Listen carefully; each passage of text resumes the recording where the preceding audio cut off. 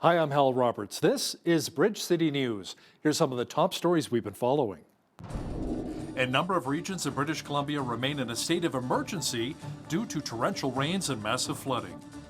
Many in southwestern Alberta woke up to lots of snow today. We'll find out how long the white stuff will be sticking around.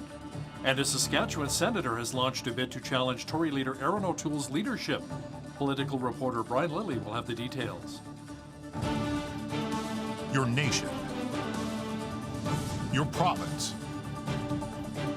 your southern Alberta. From the heart of Lethbridge, it's Bridge City News with Hal Roberts. Thanks so much for joining us. Communities across BC's Lower Mainland and Southern Interior are dealing with the effects of a nasty storm that caused flooding, mudslides, highway closures, and power outages for thousands of homes. The Thompson-Nicola Regional District declared a state of emergency in response to the flooding. Meanwhile, in Merritt, more than 7,000 residents remain on evacuation order after flooding affected the wastewater treatment plant there. The city of Abbotsford also declared a state of emergency and issued evacuation orders and alerts in response to the flooding. A statement from BC Hydro says the number of homes without power peaked at around 126,000 on Monday, and crews are still out working to restore power to many neighborhoods. Around 300 people, including 50 children, needed to be rescued via helicopter when mud and debris rolled over Highway 7 near Agassiz, BC, trapping people in their vehicles. BC Public and Safety Transportation officials say it's still unclear when major highways across the province will reopen amid the heavy rain, flooding, mud, and rock slides. Officials say the Coquihalla Highway, a major route between the Lower Mainland and Interior, suffered major damage and are not sure when it will reopen. Government officials in British Columbia say that the situation is dire in many regions of the province affected by mudslides, where many residents are trapped. Public Safety Minister Mike Farnworth says they're doing the best they can in a bad situation. The province has been in continual contact with local governments and working to support those affected. Overnight, around 80 to 100 vehicles became trapped between landslides on Highway 7 near Agassiz. Heavy search and rescue teams have been deployed to assist, and we are looking at the possibility of air rescue if needed. High winds may challenge these efforts. In addition, flooding has led to evacuation alerts and orders in the Fraser Valley, as well as significant impacts to the wastewater treatment plant in Merritt. Merritt residents cannot use any water, including running faucets or flushing toilets, until further notice. We are expecting the continued rain today through much of the day, ending in the afternoon or tapering off as the system moves south. Behind that is a very sharp cold front, winds 70 gusting to 90 from the northwest close to the Salish Sea are expected, and into the Fraser Valley will be more of a westerly direction, also reaching up to 90 kilometers an hour in the gusts. So potential power outages likely with this secondary pulse into the afternoon and early evening. Now, the BC storm is also affecting rail service. Officials at CP Rail say they're experiencing a track outage north of Hope, BC. Now, here in southwestern Alberta, we woke up to plenty of snow on our cars and lawns. A lot of drivers have not put on their winter tires just yet. Martin Wiseman, the chief instructor for the Alberta Motor Association, says this is a good time to do so. He also added that there are some good tips to consider when you hit the roads. Increasing that following distance, making sure that we have a 10 to 12 second following distance. So we pick a fixed point, we should be able to count in seconds to 10 or 12 before we reach that fixed point whenever we're following another vehicle. Making sure that we clear off the snow. Don't drive and expect the snow to just be blown off. Make sure that you're clearing off lights, clearing off the roof. And speaking of lights, switch the lights on. So it's not necessarily that we're using the lights to see, but we want others to see us. Wiseman adds, if you're planning on hitting some of the highways right now, do so with care. You can visit the AMA Road Report's website to check out the safety of the roads in your area. Yes, we woke up to a bit of a winter wonderland today. Lethbridge received up to 4 centimeters of the white stuff. Jeanette Rocher is here now with a quick peek at the weather forecast. Jeanette, will the snow be melting away or perhaps even maybe blow away?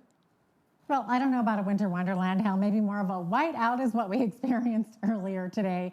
But good news on all fronts as those clouds will be clearing up, giving us mainly sunny skies tomorrow. Also, that horrible wind that we had going to be dying down as well. Should be expecting wind speeds up to 15 kilometers per hour this evening and up to 20 tomorrow. I will have more details for you later on in the show. Thanks so much, Jeanette. The City of Lethbridge's bus service CityLink has been a hot-button topic since it was implemented earlier in August. Bridge City News has spoken to a number of Lethbridge residents who have complained about the efficiency of the program in the past. Lethbridge Transit General Manager Tim Sanderson says the city has heard the complaints, and starting Wednesday, new service level adjustments will be made to help improve the program.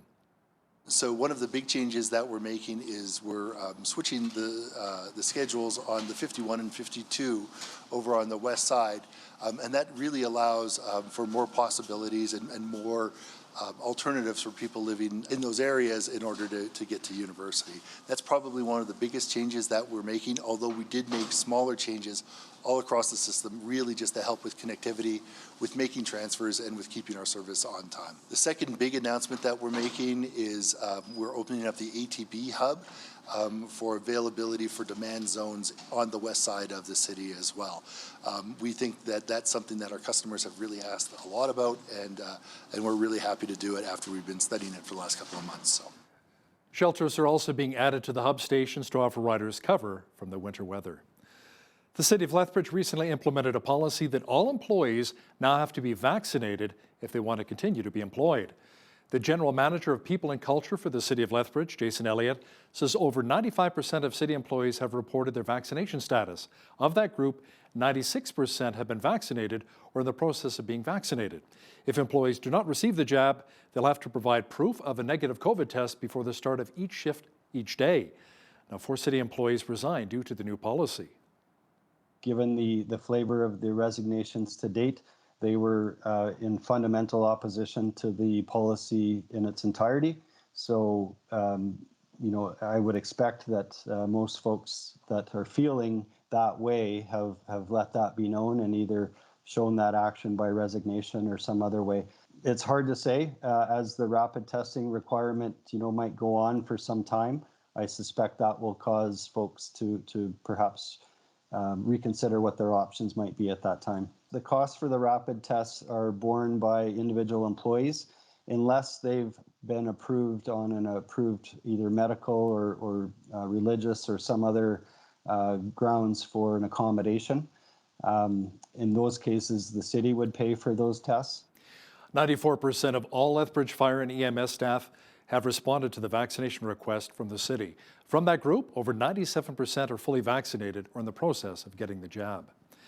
The province now says 80% of eligible Albertans are now fully vaccinated, or more than 3.2 million people against COVID-19.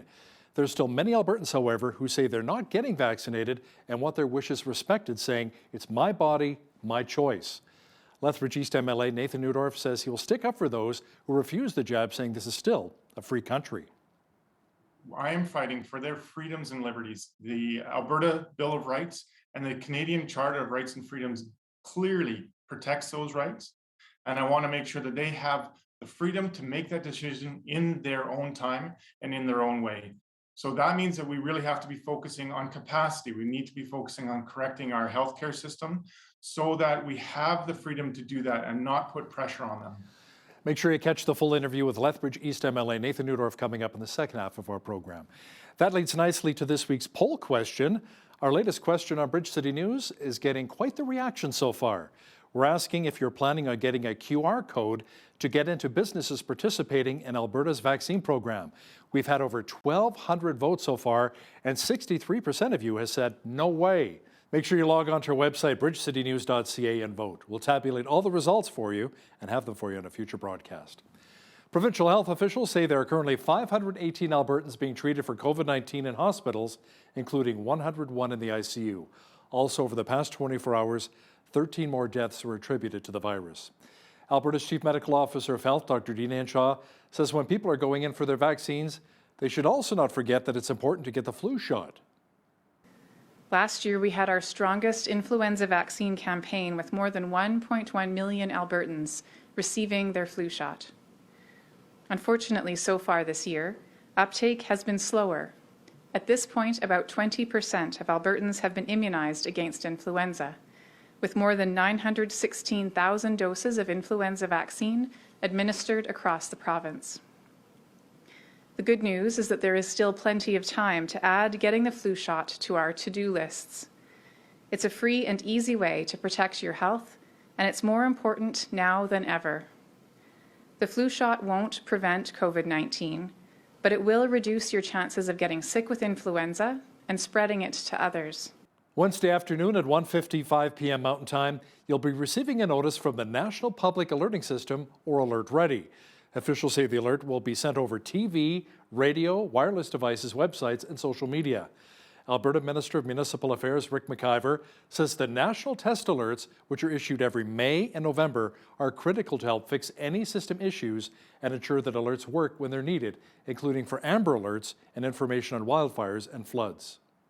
The case involving a Lethbridge man who was charged under a city bylaw for erecting a drug tent in a city park last year has been adjourned until next month. Timothy Slaney originally faced 17 charges in connection with operating an unsanctioned overdose prevention pop-up tent in September and October of last year. The charges were dismissed in April when no one from the prosecution showed up for court. According to the city, they were not notified of the April 9th court date. The court granted the city's request to reissue Slaney's tickets with new summons on account of procedural error. Today in court, Slaney's new defense counsel, Amy Matichuk, requested to adjourn the matter so that she has time to prepare her client's case. She replaced Slaney's former lawyer 12 days ago. Slaney will be required to personally appear in provincial court on December the 13th. 3 Lethbridge County residents have put their names forward for councillor in the Division 5 by-election. In a release, the county said Brad Howe, Gerard Plettel, and Eric Van Essen are seeking the councillor seat. As the county did not receive any nominations back in last month's municipal election, the Minister of Municipal Affairs directed Council to hold a by-election before April 30th of next year. Council has chosen December 13th as voting day. An advance vote will be held on Saturday, December the 4th. The City of Calgary has officially declared a climate emergency. Council voted 13-2 to accept a recommendation to declare an emergency and to update the city's environmental plan to aim for net zero emissions by the year 2050. Council heard that there were 517 municipalities in Canada that have adopted similar measures. The Saskatchewan government says it is hopeful that the one-dose Johnson & Johnson shot against COVID-19 will increase vaccine uptake in the province. A limited supply will be available beginning on Wednesday to anyone 18 or older on a walk-in basis only. The province says there are 2,500 doses which will be administered at health clinics. Saskatchewan has one of the lowest vaccination rates in the country. There's apparently still some sentiment on the prairies that government leaders in central and eastern Canada view the West as a milk cow or a cash cow. Political reporter Brian Lilly says an editorial cartoon of a dairy cow from over 100 years ago is still applicable today. Have you ever seen the old editorial cartoon from about 100 years ago, 1915 it came out in the Grain Grower's Guide. It was called The Milk Cow, and it shows farmers in Manitoba, Saskatchewan, and Alberta feeding a cow. I mean, they've got the pitchforks, they're pulling up the hay, they're putting it towards the cow's mouth, and then at the back end of the cow are businessmen in top hats milking the cow into buckets labeled Ottawa, Toronto, and Montreal. Well, you know, that was a view 100 years ago of how many Westerners felt, and I don't think it's changed. Mr. Lilly will also discuss how thousands of federal workers who refused to receive the COVID-19 vaccine were allowed to keep working. That full Q&A is coming up after business news. American journalist Danny Fenster, who spent close to a half a year in jail in military-ruled Myanmar, was freed and arrived back home in the United States. He was greeted by friends and family at the airport. Fenster was convicted of spreading false or inflammatory information, contacting illegal organizations, and violating visa regulations. He was sentenced to 11 years of hard labor on Friday, but had his release negotiated by former U.S. diplomat Bill Richardson. Reaction has been swift as to the recent takeover by the military in Sudan and its impact on the church. Peter Jasic is the global ambassador for Voice of the Martyrs, and in a recent interview with Greg Musselman, also Voice of the Martyrs Canada, explained how much tougher it has become for the underground church. Since I was released from prison, I've been in permanent touch with the Sudanese brothers there.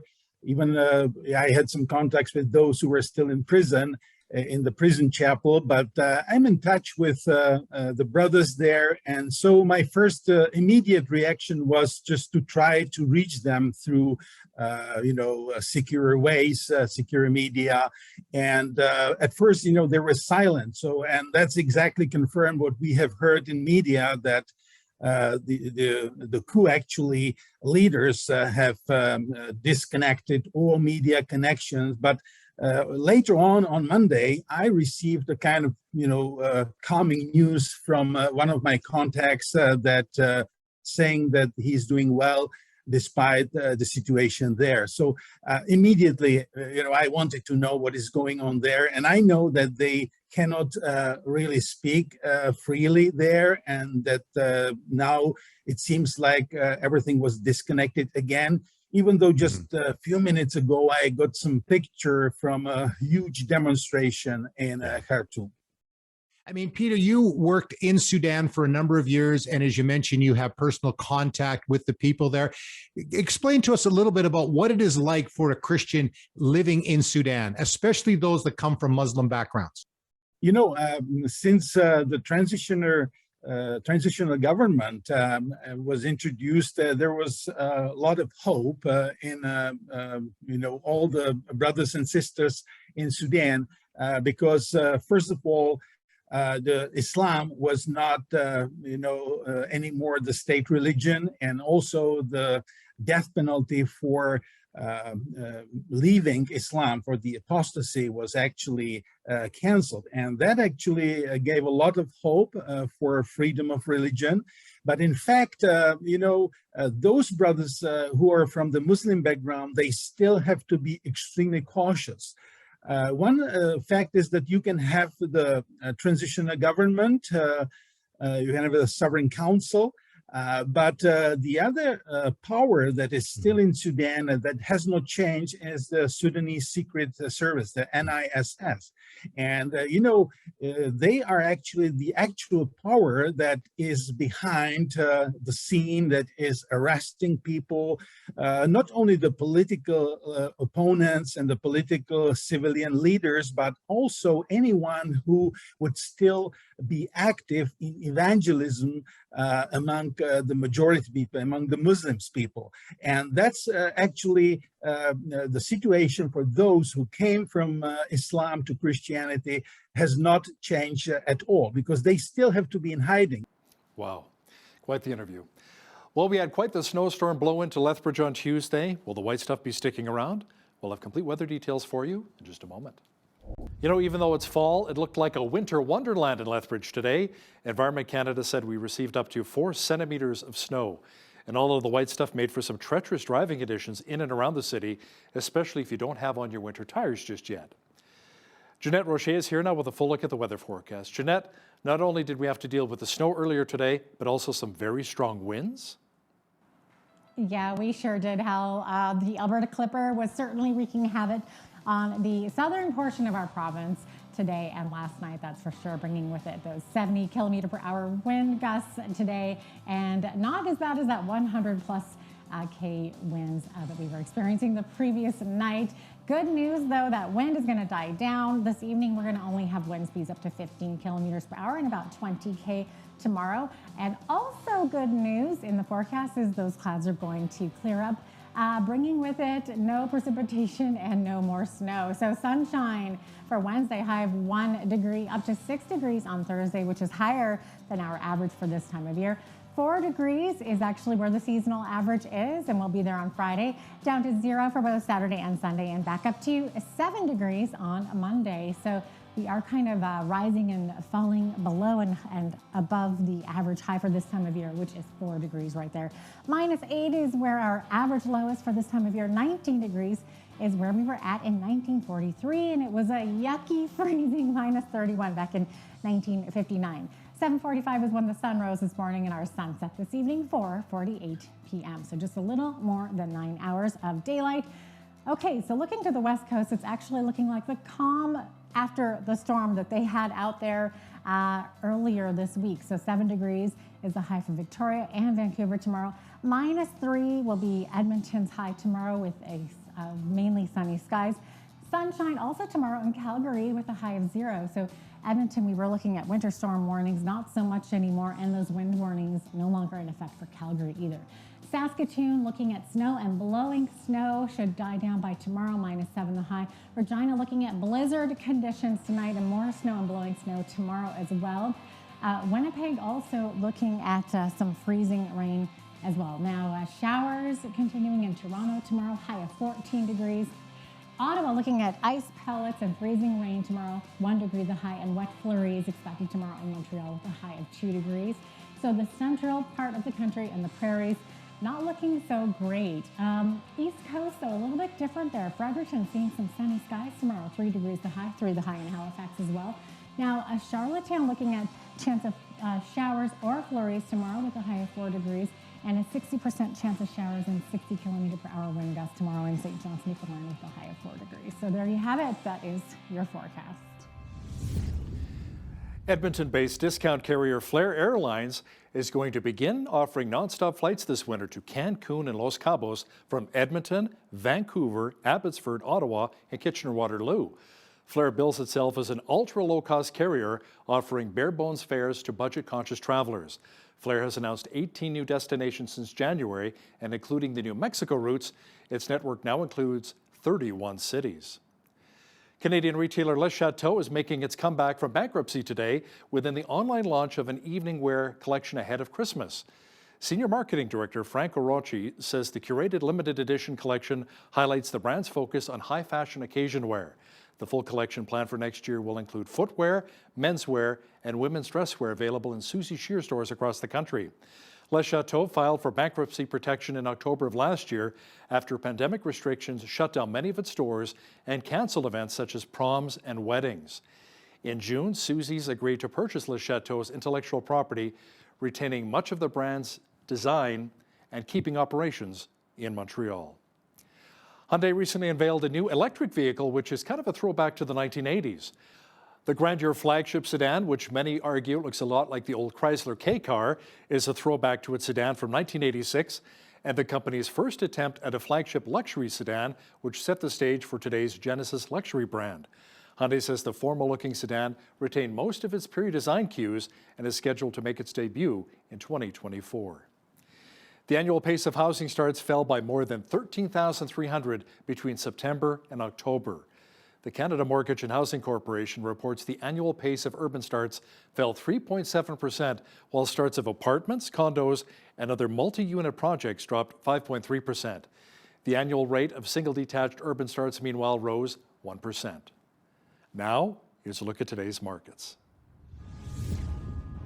The TSX was up 34 points on the day to finish at 21,717. The Dow was up 54 points to 36,142. The S&P 500 was up 18 points to 4701, and the Nasdaq was up 120 points to 15,974. West Texas Intermediate Oil was down 12 cents to $80.76 US per barrel. Natural gas was up 16 cents to $5.18 US.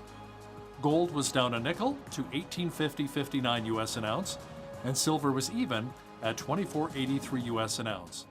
Wheat is at $12.11 per bushel, barley's at $9.58, canola is now at $23.11, and corn is at $10.03 per bushel. Live cattle were down 5 cents to $131.73, feeder cattle were down 28 cents to $155.65, and lean hogs were up $1.93 to $77.73. The Canadian dollar was down slightly over the past 24 hours to 79.61 US.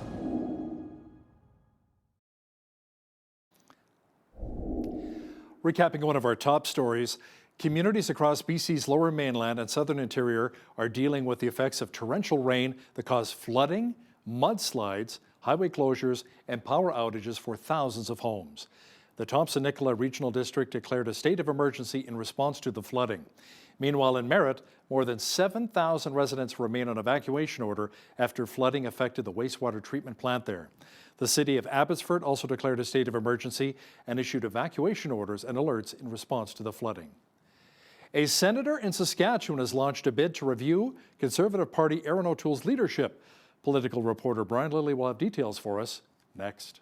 The Alberta government signed on to a deal with the Trudeau Liberals for the $10 a day childcare. Ontario has still not signed on, and like Premier Jason Kenney, Ontario Premier Doug Ford says Prime Minister Justin Trudeau is making too many demands. To discuss this in more detail is political reporter Brian Lilly, joining us once again from Toronto. Brian, when Alberta signed on to the deal, Premier Kenney dismissed the federal contribution, saying, you know what, it's just recycled provincial money anyway, and accused Trudeau of playing favorites. Well, he's absolutely right. I mean, you look at why Kenney didn't sign a deal earlier, or why Ford in Ontario hasn't signed a deal yet, and it comes down to the same issue. The federal government is putting on a bunch of demands. From my understanding of the situation, the Alberta government was ready to sign on a while ago, and then they looked at the deal Quebec got, and Quebec got a deal with no conditions. Here's $6 billion, do what you want with it. And Premier Kenney rightly looked and said, well, wait a minute, why is Quebec getting that deal and we're being given all these conditions if we want the money? That's the same situation here in Ontario. The last major holdout province, New Brunswick also hasn't signed on, but Ontario is the big fish that's left. And it's the same sort of setup where the federal government is coming into an area of provincial jurisdiction and saying, here's what we want, and you're going to do A, and you're going to do B, and you're going to do C, and we'll give you the money, and you just do what we say, and we'll take all the credit, and you do all the work. And provinces have been pushing back. Now, at the end of the day, Premier Kenney did sign on, and he said this was the best deal that Alberta could get. It isn't the full free reign that Quebec has. We'll see what Ontario Premier Doug Ford signs up with at the end, but this is another instance of the federal government saying, okay, everyone has to act just like Quebec and do exactly what Quebec does because that's the province that we love the most. That's not something that's going to sit well with people. One of the reasons, I love this argument, Hal, one of the reasons that we're told that we need this national childcare program is that it gets more women into the workforce. Okay. Does it get more women into the workforce because they want to be or because they have to be because taxes are so high to pay for this? Here's the reality. Alberta has long had a higher participation rate of women than Quebec has. Quebec is lower than every province from Ontario West. I mean, they're only higher than the Atlantic provinces, which economically are not exactly booming. So, and it's been that way for more than a decade, even during Alberta's Great Recession, with the oil price falling, with all the struggles that you guys have had. Alberta has more women in the workforce without a universal government-run childcare program than Quebec has.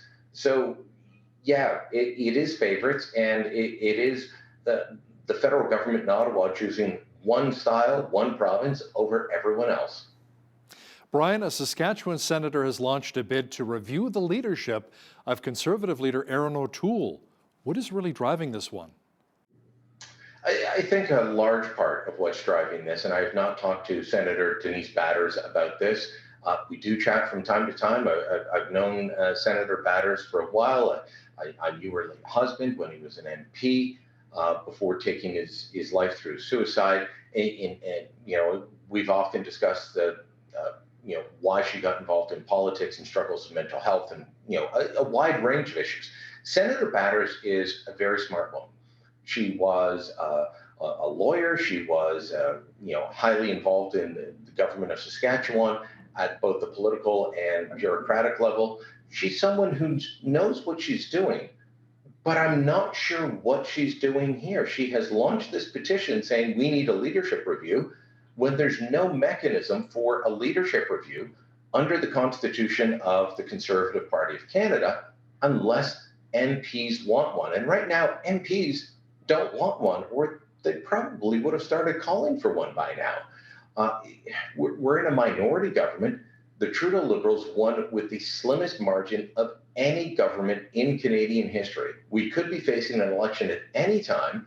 And whatever you think of Erin O'Toole, at the end of the day, a leadership race is going to take a year or so you're basically giving Justin Trudeau carte blanche. And, I hate to quote the Toronto Star and my old colleague Susan Delacourt, but she had a headline the other day that said, "Any bad day for Erin O'Toole is a good day for Justin Trudeau."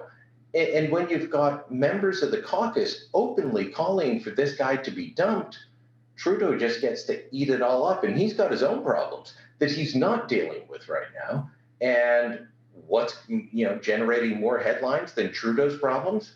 Erin O'Toole's problems, which is basically comes down to internal party squabbling. So I'm not sure what's behind this. I'll have to talk to her in coming days and let you know what's going on there. But last week it was a different leadership problem for Erin O'Toole. Now it's another one. It seems like whack-a-mole. One gets put down, another one pops up.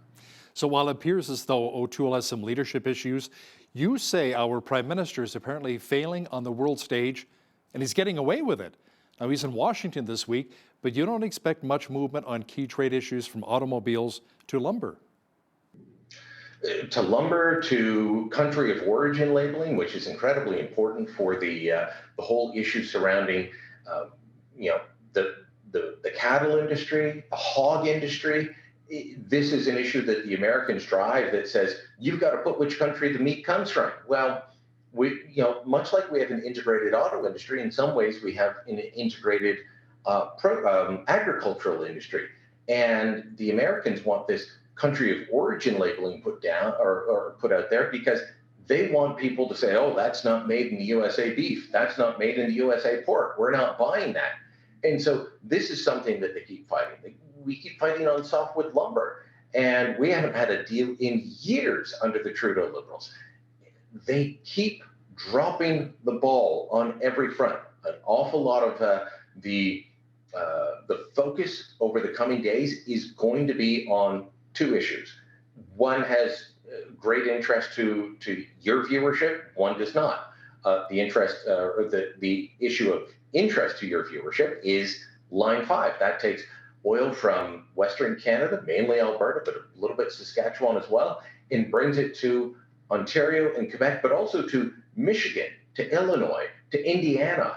It provides most of the jet fuel for Toronto's Pearson International Airport. And that could be shut down by the Michigan governor because while for the most part, this pipeline runs through Canada, it cuts through the Straits of Mackinac, which is in Michigan, and cuts through across the Great Lakes and comes back into Canada around Sarnia. If that gets shut down, we lose an awful lot of vital fuels here in Eastern Canada, fuels that come from Western Canada. That is on the agenda, and I don't expect Joe Biden to do anything about it because it goes against his domestic agenda. Same with automobiles. He's signing the Build Back Better Act. He's putting into law this idea that they're going to give incredible rebates on electric vehicles, but only if pretty much everything in it is made in America. That is going to shut down Canadian automobile manufacturing. And what does Justin Trudeau have to say about it? Not a whole lot. People I've been speaking to said, you know what, since the Trump administration was defeated in the election, the Trudeau Liberals have been asleep. They were on guard during Trump because Trump was protectionist, no question about it. And we had to worry about that of, what we do to our steel, our aluminum, to our agricultural products, a whole range of issues, and the renegotiation of NAFTA. But when Biden came in, he was even more protectionist, and they went to sleep for months, and they've just started waking up now. It might be too late with this Three Amigos summit coming up on Thursday. Brian, let's talk about inflation for just a moment here. It's becoming more expensive for so many Canadian families. Food, rent, gas, all going up. And now there's word that there have been more price increases for canola and wheat, which is good news for farmers, but may not be good news for consumers. I was talking to a farmer just the other day, and he said, I've been selling my canola for about between $10 and $12 a bushel for the last several years. He said that's been around the price range they've been getting. He just got a quote of $23 a bushel. That is an incredible price increase. Now, not all of that is going into his pocket. Let's face it. If you follow agriculture, It wasn't the greatest of yields this year. They couldn't get all of the crop out of the fields. That was a big part of it. But this is a major increase still. And you look at canola going up, you look at wheat is increased. Certain meat products have increased at that level as well. And so it takes a while for that to work through to what you and I are paying. All of those things are going up. You look at wheat, you look at canola. These are products. It's not just you buying a bag of Robin Hood flour to bake some muffins. It's not just you buying a bottle of canola oil to cook dinner. These are products that are in everything now. And so any processed, any prepared food, it's going to drive up the price. So we have to be worried about that. And I don't think that the Trudeau government has a handle on inflation. We're going to get new numbers out tomorrow. Scotiabank, for example, has a new report out, and it says a big concern for them is the spending that the Trudeau government is doing, that this could help contribute to inflation. There's not a lot that they can do when it comes to agricultural products, because some of that is driven by increased demand and lower supply because of problems, droughts, and other issues in different parts of the world. But when it comes to the government's role in this, Scotiabank, in a note to clients this week, was saying, we're worried that if they keep spending more, it's going to drive up prices. We're already at 6 months of record inflation over the last 20 years. We're about to hit month 7. We'll get those numbers early on Wednesday morning. I've noticed with our own family, when we go out grocery shopping, $300-400 buys us maybe half as much as it did a couple of years ago. It's incredible right now. Brian, federal workers who refused to be vaccinated were put on unpaid leave this week. Now, it appears as though thousands more were able to continue working without meeting the mandate's demands. Were there maybe some loopholes in the system here? Yeah, despite Justin Trudeau saying, "Oh, we're going to be tough, and there's not going to be any loopholes," and and this is why he had to re-elect him, was to make sure that Martha, who processed some accounts from her basement in suburban Ottawa, was fully vaccinated and not infecting. I don't know how she would infect you in Lethbridge while working in her basement in Ottawa, but this was the argument that Justin Trudeau made, and yet, despite saying that the core public service, which it's strange. You think of federal government workers, but then there's all these definitions. And so core public service doesn't include Parks Canada. It doesn't include the Canada Revenue Agency. It doesn't include the Canadian Food Inspection Agency. And they may have brought in their own processes as well, but it was a much smaller group than most of us would think. And out of about 267,000, just over 1,000 or so were put on unpaid leave because they just said, no, I'm not vaccinated. I'm not getting vaccinated. But thousands more, between 2,000 and 3,000, asked for an accommodation, a religious or a medical accommodation. Justin Trudeau said those would be exceedingly rare. Of course, he knew that that couldn't be the case. And so he campaigned hard against Erin O'Toole and the Conservatives and said, he won't protect you, I will. And yet the end result is going to be very much the same, Hal. This, as I've been telling you for months now, was a pure political play by Justin Trudeau, one that I would argue paid off for him at the ballot box, which is why he's still prime minister, despite having the smallest margin of any government in Canadian history.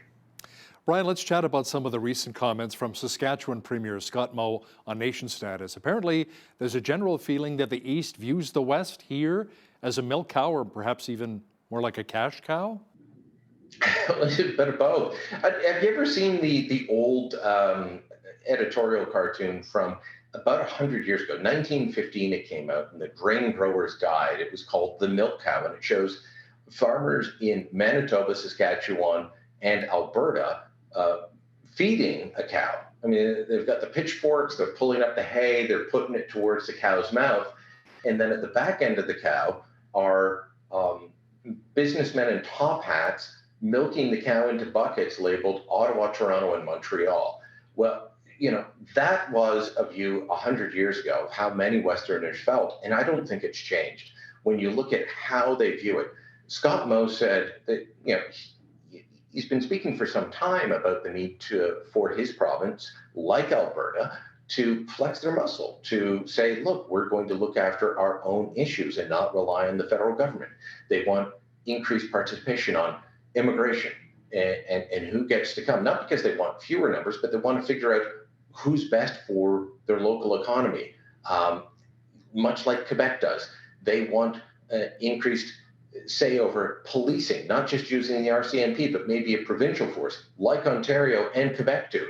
They want to consider collecting their own taxes like Quebec, which is something that all the parties were fighting themselves over to say they supported in the last election. And yet when Scott Moe says this, it is viewed as, what are you people out west talking about? Just keep feeding the cow and we're going to milk it out here in Eastern Canada. I will tell you this, Hal, when I tweeted out the image of the old cartoon, and people can find it on my feed,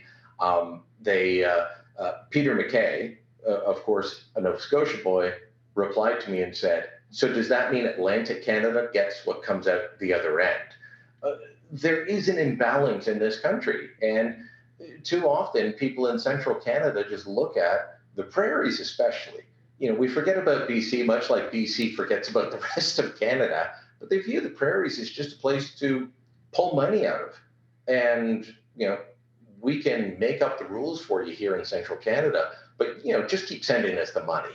And which is why Quebec can have that daycare program they do, and Alberta is begging the federal government for the money to do what they want to do. Toronto Sun columnist and one of our regular contributors, Brian Lilly, thanks for joining me today from Toronto. Thank you, Hal. There is some concern over a new provincial police force for our province. Justice Minister Casey Medu is all for it, but others are concerned this new force will cost Albertans lots of money more, hundreds of millions of dollars more than the RCMP. To discuss this in more detail is Lethbridge East MLA Nathan Neudorf joining us from Edmonton. Nathan, Premier Kenney is pushing for this, but where will the extra funding really come from?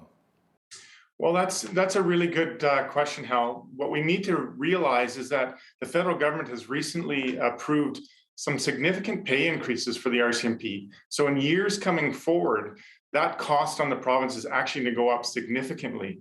According to the data that I've seen from the report is if we were to switch to an Alberta police force, it would actually cost less in the long run because of that increased cost. And what we really want to see is more local decision-making.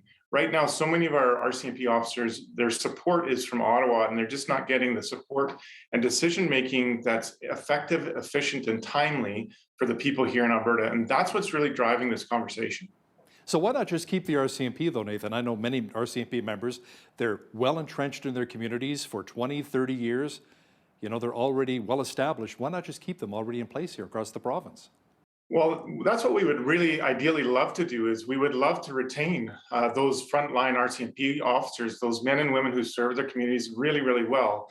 It's the Ottawa bureaucracy and that detached decision-making that's really causing provinces troubles. And Alberta's not alone in this. Nova Scotia is looking at moving away from the RCMP. Saskatchewan is now looking at that as well. There's a cost benefit decision to be had here, but it's also about the best service for the people right here in Alberta.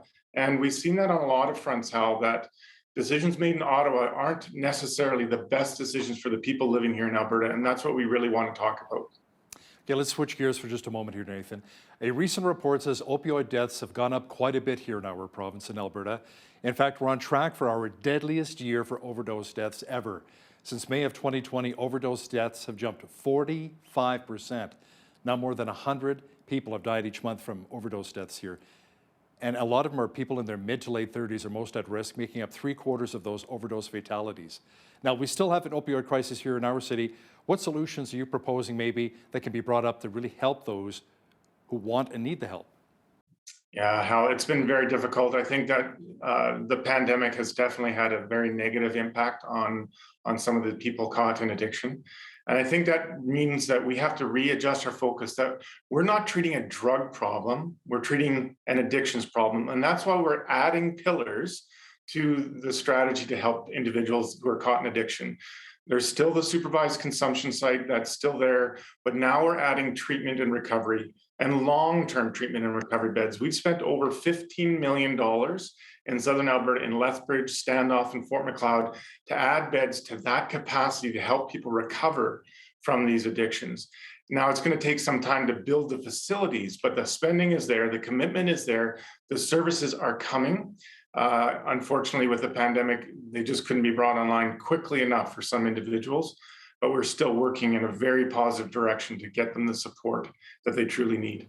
Now, we also have a serious doctor shortage here in Lethbridge. In fact, my wife and I lost our doctor. We even left the country altogether. What's being done to attract more physicians here to our region? Yeah, this has been the top issue on my desk for about 8 months now. And I've had many conversations. It's a very challenging topic. Obviously, there's nuance to it that most people don't understand. We have the Ministry of Health that oversees this area, but there's Alberta Health Services, which governs the healthcare within hospital facilities. Family doctors don't operate typically in hospital facilities. They're outside of that in an independent practice. And that is the third entity, Alberta Health, who governs those contracts and the hiring of those doctors. Now, the government doesn't have the ability to force people to practice anywhere. They don't, just as they can't force people to set up businesses anywhere. So how do we attract that? Well, one is we have to get back to the table for the AMA master agreement and resolve those issues. Many doctors want to see efficiency and cost savings in the area of health. We have to work with them, get that agreement. So we take that uncertainty out of the market. That's a very significant starting point. Then from there, I'm really working on trying to have more rural training. In fact, I was asking questions about that yesterday in the legislature. It's a known and a study that students who train in more rural settings tend to set up a practice in more rural settings, because you can imagine after 7 to 10 years of training, if you're well established wherever you're at, in a city or in a town, you're more likely to stay there, whether you develop relationships, whether you purchased a home, established a business, that kind of thing. So that's some of the efforts we're looking for, but obviously that's a little more long-term. The province says 80% of eligible Albertans are now fully vaccinated. In fact, recent stats say more than 3.2 million Albertans are now fully vaccinated against COVID-19. Nathan, there's still a number of Albertans, including right here in Lethbridge, who refuse to get the vaccine and want their wishes respected. We keep hearing, it's my body, my choice. So what do you want to say to those Albertans who are watching right now who do not want to be vaccinated? Well, I would ask them to make sure they're comfortable before they get vaccinated, but to truly consider it. But to also let them know that I am fighting for their freedoms and liberties. The Alberta Bill of Rights and the Canadian Charter of Rights and Freedoms clearly protects those rights. And I want to make sure that they have the freedom to make that decision in their own time and in their own way. So that means that we really have to be focusing on capacity. We need to be focusing on correcting our healthcare system so that we have the freedom to do that and not put pressure on them in a way that makes them feel uncomfortable. Some people just need that time. And we know that some people just never will become vaccinated. But that is one of the beauties of living in Alberta and in Canada, that we have those rights and freedoms protected. Nathan, the official opposition has been on the attack of Bill 79, the Trails Act. NDP environment critic Marlon Schmidt says the bill would give Environment and Parks Minister Jason Nixon more power over Alberta's trails. And they call into question Nixon's track record over managing public lands in light of the controversy of coal mining in the eastern slopes of the Canadian Rockies. And he also imposed that fee on nature with Kananaskis Conservation Pass. Now, your thoughts on that? Well, again, the opposition is doing what the opposition does, is oppose legislation. But I think the K-Pass actually was extremely successful. We raised over $10 million in park fees this year on that, even with that very moderate fee, a $10 a day or $90 for the year. And that tells you just how heavily used it is. So you can imagine trails in our nature areas, if they're seeing 5 million footprints go by them every year, that's a lot of work to manage. So we're going to pour that money right back into it to manage those trails, to protect those trails, to work with our First Nations people to protect their way of life and some of their areas that we want to be protected. And that takes time and it takes money. Well, this is closing the loop on that. The first part was the fee on parks, but it's being poured back into those trail systems to manage them, to protect them, so they're there for you and they're there for your children and they're for your grandchildren. And I think that's just responsible stewardship and management. where we see a lot of use, and that's just something that we had to do. And I believe this is the next responsible step.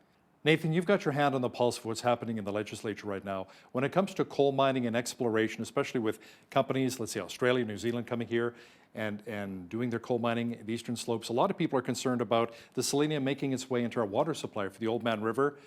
So what are you hearing right now? Are a lot of those contracts going to be null and void? Or are we going to maybe not consider more contracts in the future to protect our wildlife and water supply? Well, that's the question for the governing boards and bodies, including the federal Ministry of Climate Change, and I forget the exact term of it, those applications have been denied in my mind. So everything is on hold. That environmental process remains in place to do exactly that, is to understand and manage any applications that come forward. And as far as I am aware, that the latest ones have not been approved. And my position has always been that we do need to develop our resources, but it has to be safely and carefully. And yeah, protecting our water as a precious resource, not just for human consumption, but for our irrigation, our farmers and ranchers. That's a pretty significant industry. And we can't harm one on behalf of another. So the process is there and the protections that are there. I believe they're doing the job that they were meant to do. Now, one of the questions on the recent municipal election ballot was if we should have a third bridge here in our city. The majority of those in our city voted yes. I know a lot of people live on the west side. Now, I've chatted with newly elected Mayor Blaine Hagan, who said it would be extremely costly. Even though local taxpayers would be on the hook for the potential project, would the province maybe help us out a bit financially? Well, and that's a great question, Hal.